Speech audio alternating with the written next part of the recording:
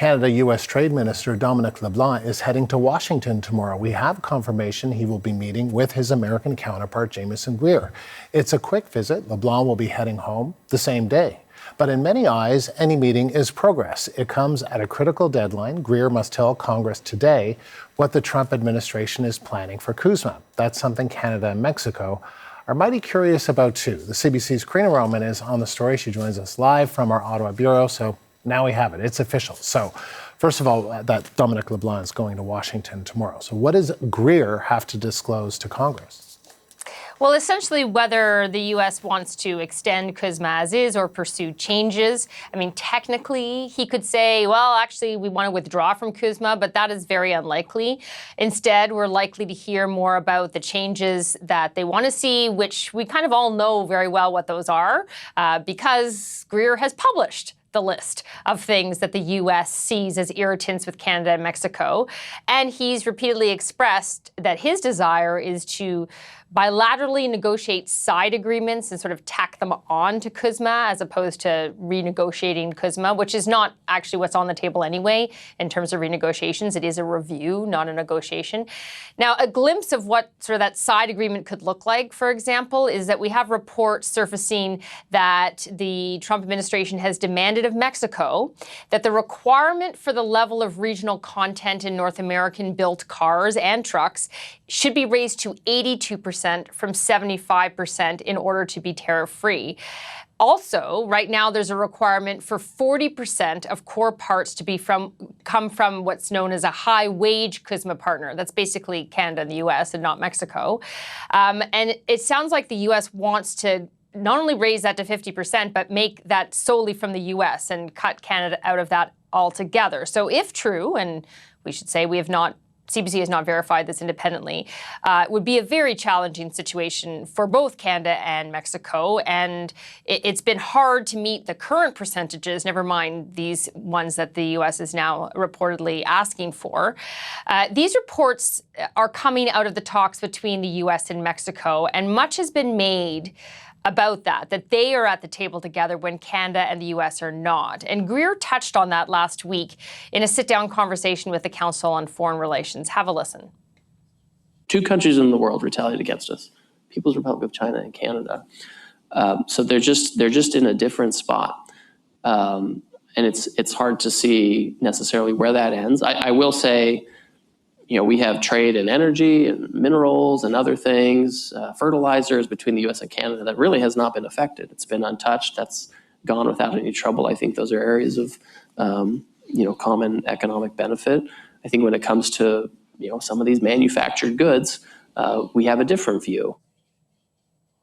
So a different view indeed. Now, as you said off the top, Andrew, we now have confirmation that Canada-U.S. Trade Minister Dominic LeBlanc is headed to Washington, D.C. tomorrow to meet with Greer alongside Canada's chief negotiator, Ms. Charette.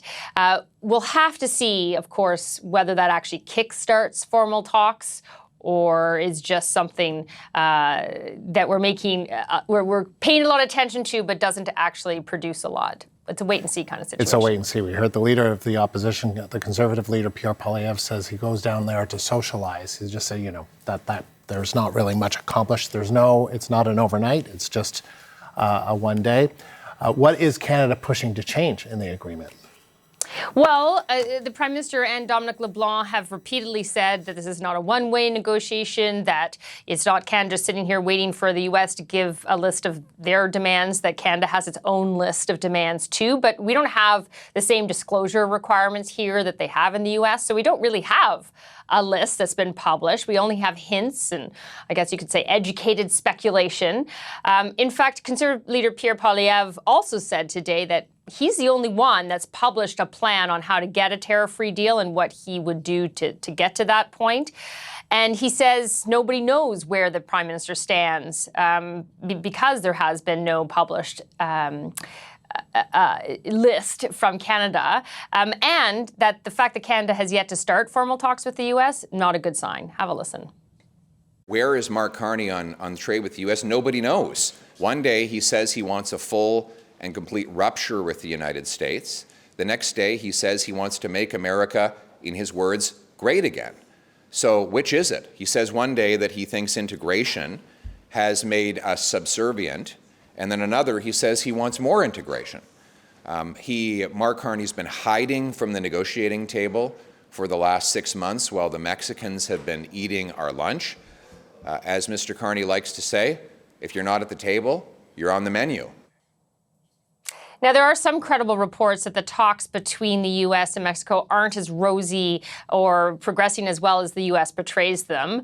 Some evidence of that is that those talks have been scheduled well into July, so past that July 1st date that everyone's looking at. Obviously not a real deadline for Mexico and the U.S. either.